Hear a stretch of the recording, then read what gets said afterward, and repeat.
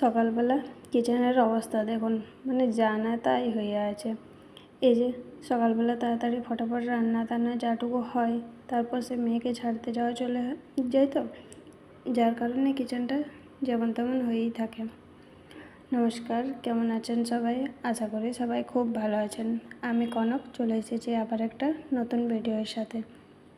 সকালবেলা তো রুটি বানিয়েছিলাম মেয়ের টিফিনের জন্য, তাই আটার গুঁড়ো পড়ে আছে চারদিকে, তাই হালকা করে একটু মুছিয়ে নিচ্ছি, তারপরে আবার রান্না শুরু করব।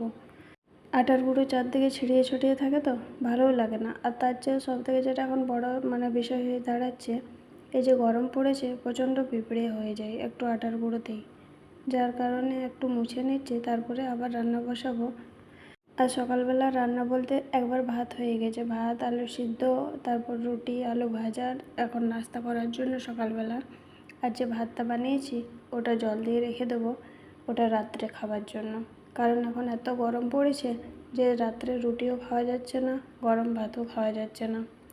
যার কারণে ভেবেছি যে দুবার ভাত বানাবো, আর দুবার ভাতের মধ্যে একবার জল দিয়ে রেখে দেবো, একবার দুপুরের জন্য। এরকমই গামলাতে ভাত বানালে হয়, কিন্তু তখন অনেকটা গ্যাস পড়ে যাবে, তো যার কারণে কুকারেই দুবার বানাই। কালকে একটা কৌটো খালি হয়েছে, আজকে আর একটা কৌটো খালি হলো, এটাও ধুয়ে রেখে দিচ্ছি।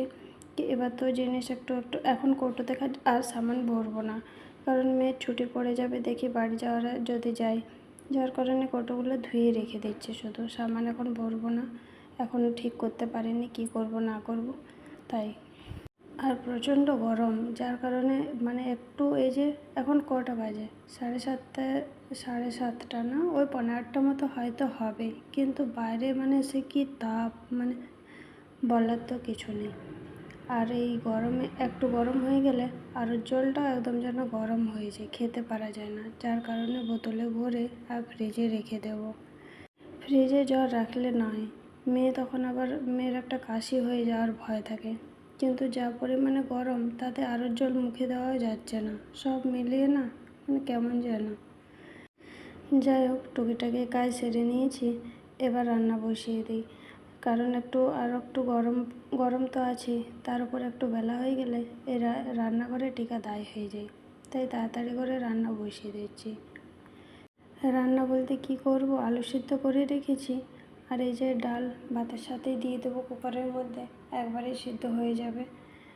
ডিম আর আলুর ঝোল করব না, ডিম আর আলুর তরকারি করব, আর এই ডাল করব, আর একটু কুমড়ো ভাজা করব। কিন্তু ভেবেছিলাম এক, হলো আরেক। প্রথমে ভাবলাম ডিম আর আলু দিয়ে একটু এরকম তরকারি বানাবো, কিন্তু আর হলো না। ডিমটা বের করতে গিয়ে দেখি দুটো ডিম ফেটে গেছে। তাহলে এবার গোটা ডিমে তো আর হবে না, আর ডিমের অমলেট বানিয়ে যদি রান্না করি মেয়ে তখন খাবে না, অমলেটটাও একদম খুব একটা পছন্দ করে না।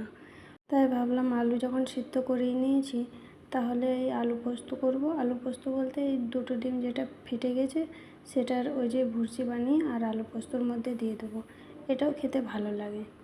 আলুটা সিদ্ধ করেছিলাম অন্য কাজে, ভেবেছিলাম রাত্রে ওই যে আলু সিদ্ধ আর জল দেওয়া ভাত হবে, তাই। কিন্তু যেটা ভাবি হয় ঠিক তার উল্টোটা। আর এই যে একটু কাজ না করতে করতেই দুধ এসে গেছিলো, তাই আবার দুধ নিতে নিচে চলে গেছিলাম। এখন একদিকে তো কড়াই বলতে কড়াইতে কিছু নেই, আলু ভাজাটা রয়েছিল, তাই কড়াইটা নামিয়ে দুধ গরম করে নিই। যত তাড়াতাড়ি রান্নাঘরের কাজ করতে পারা যায় ততই বাঁচি। সবার মনে হয়তো ভাবে বাড়ির বউদের কী কাজ, ঘরে বসে এই বাইরেতে যেতে হয় না, রোদে গরমে পুড়তে হয় না, কিন্তু বাড়ির বউদের যে কী কষ্ট এই গ্রীষ্মকালটা, সেটা একমাত্র বাড়ির বউয়েরাই জানে। এই যতই গরম হোক না কেন, এই বীভৎস গরমে রান্না করা কতটা যে কষ্টের, সেটা যারা বাড়ির বউ তারা সবাই জানে। যারা রান্না বান্না করে না, বাইরে বাইরে কাজ করে, তারা কি বুঝবে। যাই হোক, এই যে এদিকে এক পাশে কুমড়ো ভাজা বসিয়ে আর এক পাশে পোস্তটার জন্য আগে ডিমের ভুর্জিটা করে নিলাম, তারপর আলুটা একটু সেদ্ধ আলুটাই ভাজা ভাজা করে একটু জল দিয়ে দিলাম, কারণ আলুগুলোর সাইজ একটু বড় ছিল, তাই মাঝখান থেকে সেদ্ধটা কম হয়েছিল, তাই একটু জল দিয়ে দিলাম। তারপর তো আর ভিডিও করিনি, রান্না আমার হয়ে গেছে। এই যে এই বাটির মধ্যে রয়েছে আলু ভাজা, যেটা রুটির সাথে খাওয়ার করেছিলাম, আর এটা কুমড়ো ভাজা, আর এই যে এখানে একটু ডাল বানিয়েছি, সেটাতে লাউ দিয়েছিলাম। আর এই ভাতটা জল দিয়ে রেখে দেবো। আর এই কড়াইয়ে তো আলু পোস্ত হয়ে গেছে, একবার আপনাদের দেখিয়ে দিই কেমন হয়েছে। হলুদ কমই দিয়েছি, কিন্তু জানি না ফোনে কালারটা যেন বেশি হলুদ আসছে, এতটাও হলুদ হয়নি। এইভাবে হালকা হালকা গ্রেভি থাকবে, খেতে বেশ ভালো লাগে। একদম শুকনোটা অতটা ভালো লাগে না। আবার আমার শ্বশুর বাড়িতে এইটা পছন্দ করে না, একদম শুকনো যেটা হয় সেটা পছন্দ করে। আসলে সবাই মানুষ আলাদা, সবার খাওয়ার মানে টেস্ট, মুখের স্বাদ আলাদা, তাই না? আর এই যে রুটি বানিয়েছি, আজকে একটা রুটি বেশি হয়েছে। এবার একটা রুটি কি ফ্রিজে ওই গলাটা রেখে দেবো লেচিটা, তাই ভাবলাম বানিয়ে নিই, খেয়েই নেবো, আর কি করব। তাই এই যে 3টে করে, মায়ের 3টা, আমার 3টা দিয়ে দিয়েছি। মাকে নিচে রুটি দিলাম কেন বলেন তো? কারণ ওগুলাতে ঘি লাগা ছিল। মেয়েকে রুটি দিয়েছি তো ওরগুলোতে ঘি লাগা থাকে, সেই ঘি লেগেছিলো। আর আমার না এরকম ঘি লাগা রুটি খুব একটা পছন্দ ভাল লাগে না। হ্যাঁ, পরোটা বানাই তখন দিই, সেটা ঠিক আছে, কিন্তু এরকম নর্মালি আমার খুব একটা পছন্দ লাগে না। যার কারণে মা যখন আছে বাড়িতে, মাকেই দিয়ে দিলাম। এই যে রান্নাঘরের কাজ তো রান্নাবান্না হয়ে গেল, থালা বাসন মাজাও হয়ে গেল, গ্যাস মোছাও হয়ে গেছে। এটা আপনাদের একটু মানে ওই লাস্ট টাইম মোছার সময় একটু ভিডিও ক্লিপটা নিয়েছি, কারণ ডেলি লাইফ যে কাজকর্ম করি তারই তো টুকুটুকু দেখা। আর এরকম এখন ঝাড়ু পোছা খুব একটা দেখাতে পারি না, কারণ এরকম বেশিরভাগ কাজটা তো মা করে দেয়, যার কারণে পুরো কাজ করতে হয় না। আর গরমে তো অতটা কাজও করতে পারা যায় না, মানে হাঁপিয়ে যায় একটুতেই।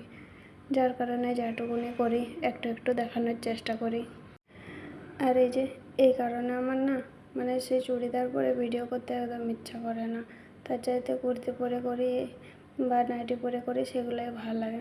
সবসময় মাথার মধ্যে না থাকেও না যে ভিডিও চালু আছে, কিন্তু এবার ভিডিও ক্লিপ হয়ে গেছে, তবুও পুরোটা দেখায়নি। কিছু মানে পেছন দিক থেকে কিছুটা হয় ভিডিও মানে রেখেছি, কারণ যেহেতু এতটা কাজ করেছি, পুরোটা ডিলিট করে দিলে তো পুরোটা ডিলিট হয়ে যাবে, তাই না? তাই কিছুটা একটু একটু রেখেছি, আবার যেগুলো হয়তো সামনের দিক থেকে এসেছিলো সেগুলো কেটেই দিয়েছি। আর এই যে রান্না বান্না হয়ে গেছে, গ্যাস মোছা, তাই ওপরে খাবারগুলো তুলে রেখে দিলাম। এখন ঘরটা মুছে নিই। আর ওই পাশের ঘর আর ঘর বারান্দা যাই হোক না কেন, ওগুলো মোছা হয়ে গেছে। যার কারণে রান্নাঘরটা তো ছেড়ে দিই, কারণ রান্নার পরে তো একবার মুছতেই হবে, না হলে সেই সবজির এটা ওটা পড়ে বা এরকম এঁঠোকুটে তো টুকিটাকি হয়ই যাই। তাই রান্নাঘরের কাজ সেরে তারপরেই ঘরটা লাস্টে মুছি। আর দেখুন বাইরের দিকে কেমন দেখাচ্ছে, মানে সে এখন গরম, এত গরম পড়েছে বলার নেই। তার উপর সে মেয়ের এক্সাম চলছে, স্কুল না পাঠালেও নয়, এমন একটা পরিস্থিতি। আর যখন ছুটির টাইমটা হয় 2:30, মানে সে আসা যায় না, এত গরম। মানে গরম না, রোদটাতে পুরো মাথা খারাপ করে দিচ্ছে। আর 2 দিন এক্সাম রয়েছে, 2 দিন যাক, তারপর যদি ছুটি নাও না দেবে, আমি কিন্তু আর পাঠাবো না স্কুলে এত রোদ্দুরের মধ্যে। এদের তো ছুটির টাইম হচ্ছে মানে 31শে মে স্কুল হবে, তারপর কিন্তু যা হবে হবে। এত গরমে কে আর স্কুল পাঠাবে বলুন তো? মানে এত রোদ্দুরে, তারপর শরীর খারাপ হলে কে দেখবে? দেখারও তো কেউ নেই। যাই হোক, এই যে তারপর স্নানও করে নিয়েছি, এখন জামা কাপড় মেলে নিলাম। তারপর আর কোনো ভিডিও করিনি, একেবারে সন্ধ্যাবেলা, বাজে কটা 6:30 মতো। এই যে একটু দোকানে যাচ্ছি এই ডায়েরিটা নিয়ে, কিছু সামান তুলবো আর দোকানের পয়সা দিয়ে দেবো। তারপর তো দোকান থেকে এসে গেছি, ওইদিকে আর বাইরে ভিডিও করিনি। তার মাঝে একটু সবজিও নিয়েছি। এই যে মটরশুঁটি নিয়েছি, মটরশুঁটি এখনও পাওয়া যাচ্ছে, রেটও খুব একটা না, 40 টাকা কিলো ছিল, আধা কিলোই নিয়েছি। আর এই যে কুমড়ো 10 টাকা কিলো নিয়েছে। আর এই যে 3টা লাউ আছে, এটা 3টা লাউতে 20 টাকা।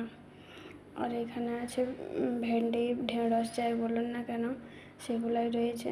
আর একটু নিচে চিচিঙ্গা আছে, চিচিঙ্গাটা খুব একটা ভালো নয়, কারণ একদম শেষের মাল ছিল তো, খুব একটা ভালো হয়নি, কিন্তু তবুও নিয়ে নিলাম।